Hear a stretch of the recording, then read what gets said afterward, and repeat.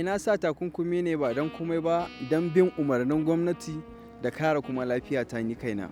Ina ƙara jaddada muku da cewa coronavirus gaskiya ce. Matakan kare kai daga kamuwa ga wannan cuta.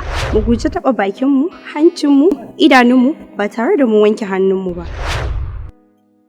Mu yi amfani da sabulu ko omo ko kuma hand sanitizer da ruwa mai gudana don wanke hannuwanmu. Ƙauracewa shiga cunkoso ka ba da tazaran mita 2 zuwa mita 3 tsakaninka da ɗan uwanka. Cutar COVID-19 tana iya rayuwa a jikin ƙofofinmu, kujerunmu da teburanmu da muka ƙawata muhallinmu da su. Idan za mu yi tari ko atishawa, mu yi amfani da tishu, sa'annan mu saka shi a mazubin shara. Idan hakan bai samu ba, mu yi amfani da kwiɓin hannu domin tarewa. Cutar nan da ake wa laƙabi da COVID-19 tana da hatsari. Jama'a kamata yi mu kiyaye.